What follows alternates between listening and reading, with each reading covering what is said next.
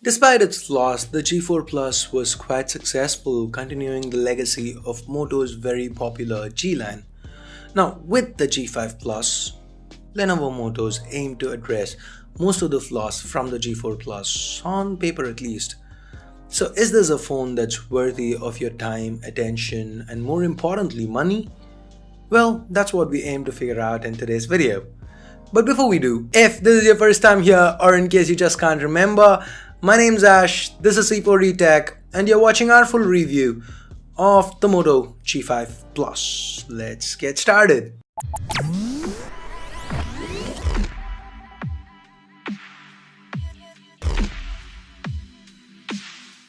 So first, let's start with the build and design. To the front, on top, we've got the sensors, earpiece that also doubles as a speaker, the only speaker. Then there's a 5 megapixel front-facing camera and Moto branding. That's followed by a 5.2-inch display, and we've got a fingerprint scanner at the bottom. To the back, there's a secondary noise cancelling microphone, a 12 megapixel camera with a f1.7 aperture, a dual tone, dual LED flash, Moto branding, and I still miss that Moto dimple. That's it, this backplate's all metal. To the right, we've got the power button and the volume rockers. To the bottom, we've got the headphone jack, primary microphone, and the micro USB port. There is nothing to the left and a sole tray up top. This tray can take 2 SIMs and a micro SD card. That means it's a dedicated micro SD card slot. Happy to see dedicated support for micro SD. The G5 Plus is 7.7mm thick, not taking into account that camera bump of course, and weighs in at the same 155 gram mark as its predecessor, despite the smaller display thanks to the use of metal. While I like compact phones, the plastic running around the device kinda brings back cheap Samsung memories and takes a bit away from the looks. Ergonomically, the smooth back does make the G5 Plus more slippery than its predecessor, and the overall footprint isn't even all that smaller given that the top and bottom bezels are now larger. The build is something I really have mixed feelings about. Feels like Lenovo Moto's gone one step forward and 2 steps backwards here. One area where there is a solid improvement though is underneath the hood.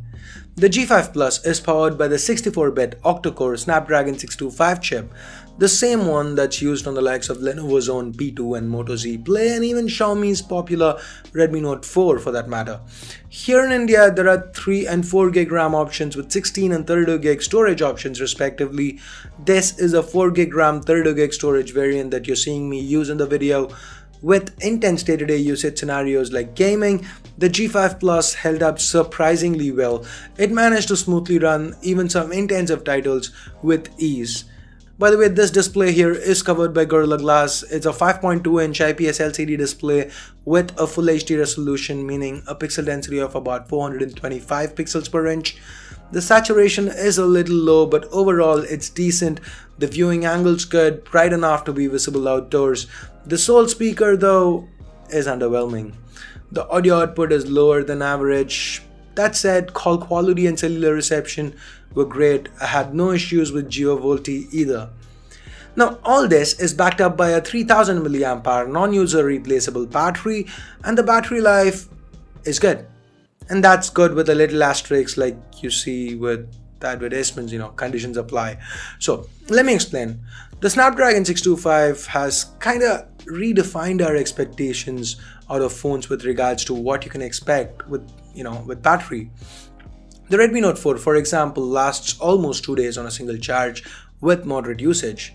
Lenovo's own P2 lasts over 2 days under similar conditions. If you go in with these kind of expectations, you are probably going to be disappointed. But if you just look at the Moto G5 Plus, the battery life is good. With moderate to heavy usage, you'd be easily able to get through a day on a single charge.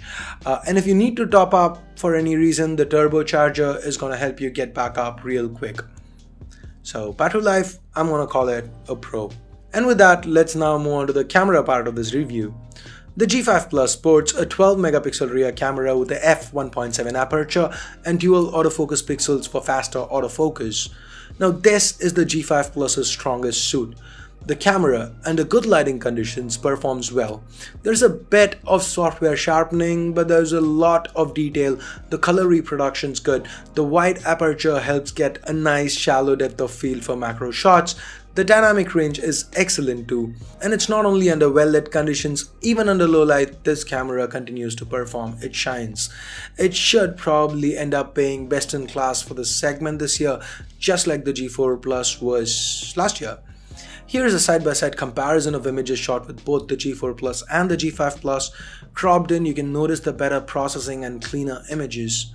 Now, with video, the G5 Plus can shoot up to 4K video at 30 frames per second. The colors are spot on, the detail is there, good footage overall. That said, the lack of optical image stabilization does hurt a bit. Thanks to the dual autofocus pixels, the Moto G5 Plus is quite fast to focus. It is actually slower than the G4 Plus, but not by much, and unless you're comparing them side by side, you aren't really gonna be noticing it. The 5 megapixel front-facing camera does well enough for selfies. It's got a wide-angle lens, meaning you can capture a lot more. The detail is there, the skin tones remain natural. The G5 Plus runs on an almost stock Android 7 Nougat. Very little has been changed. The camera app it uses the Moto camera app and gets features like a dedicated Pro mode, not the depreciated ones you see on the likes of Samsung on their mid-rangers, but a full-fledged manual mode. Other changes include the addition of the regular Moto features, twist to launch the camera, chop to turn on the flashlight, Moto display to give you relevant information when you just pick your phone up, turn off the display with a long press of the fingerprint scanner, etc. Talking about the fingerprint scanner, we've got a new feature this time around, one button navigation. So here you can swipe left to go back, swipe right to open recent apps. Of course, these features can be swapped.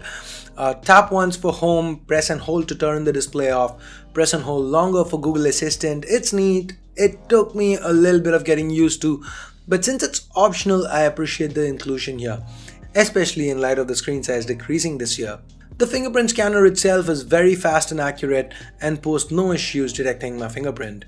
Now, overall, in my week with the G5 Plus, the user experience was excellent. Apps opened up quick, the stuttering and heating issues from the G4 Plus are non-existent here. Everything was smooth and fluid. Whether it's browsing, gaming, or checking a mail, the G5 Plus was a pleasure to use. There were some minor RAM management concerns, but only when you push the G5 Plus a lot. For day-to-day usage, it was fine. Now with that, we get to price. The 316 variant of the G5 Plus is priced at 15,000 rupees, with the 432 variant being priced at 17,000 rupees. The pricing seems acceptable given the dedicated microSD slot and the impressive optics here. Of course, I'd be happier if it were priced a little cheaper, but this is not bad. So, should you pick up a G5 Plus? Well, if you'd like stock Android, enjoy shooting great images, then the G5 Plus is a must-buy in this price segment. If camera and stock Android are not a priority, and say you'd value battery life more, then the Lenovo P2 might be something you'd want to consider. If you'd probably value performance more, then you could probably go with the other Lenovo phone, the ZUK Z2 Plus. If you just want to throw your money away for absolutely no good reason, then you can pick up a Moto M. Okay, just kidding. Under no circumstance should you consider the Moto M. I was just kidding. Do not buy it. Anyway guys, jokes apart, these are just my 2 cents. Do you agree with what I've had to say in this video? Let me know in the comments below. If you do want to pick a G5 Plus or a P2 or a Z2 Plus, which has issues getting updates though, but if you want to pick any of that, not a Moto M, but any of that, I'll leave direct links in the description. Use them, it helps the channel out. So put this video down if you hated it, but if you did like it, turn that up, give it a big huge thumbs up. Subscribe if you haven't already. If you have already subscribed, do this to make sure you get notified each time a video goes live here on C4E Tech. So thanks a lot for watching. Till next time, this is Ash from C4E Tech signing off. You guys have a great day. Bye bye now.